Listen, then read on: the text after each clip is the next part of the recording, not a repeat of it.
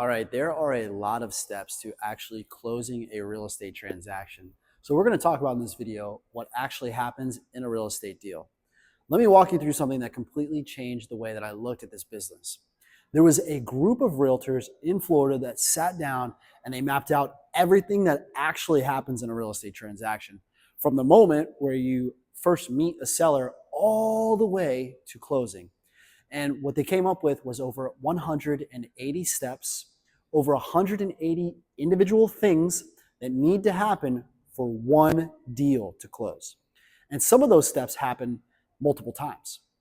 Now, I'm not telling you that to overwhelm you. I'm telling you that because most people completely underestimate what this job actually is. They think it's simple.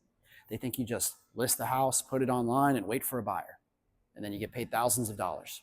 And that's not the job. The job is managing a process with a lot of moving parts.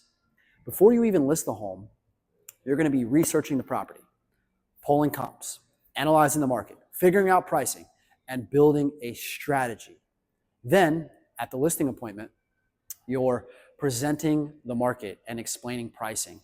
And you're going to be walking them through your plan and getting the agreement signed. Once it's listed, now your job begins. You're going to be coordinating showings, handling communication, managing the marketing, watching the market, and adjusting the strategy if needed.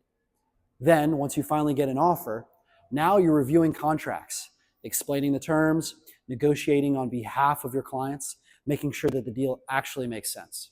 And once you go under contract, that's where a lot of deals fall apart.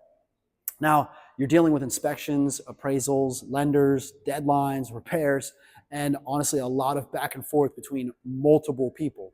And your job really is to keep the deal together.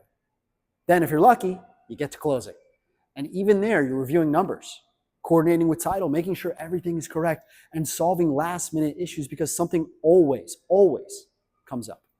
So when you hear 184 steps, don't think of it as a checklist that you need to memorize. Think of it as understanding that your job is to guide a client through a very complex process all the way from the start to the finish without letting it fall apart.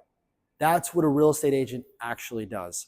And once you understand that, you start to see this is a profession, not just a side hustle.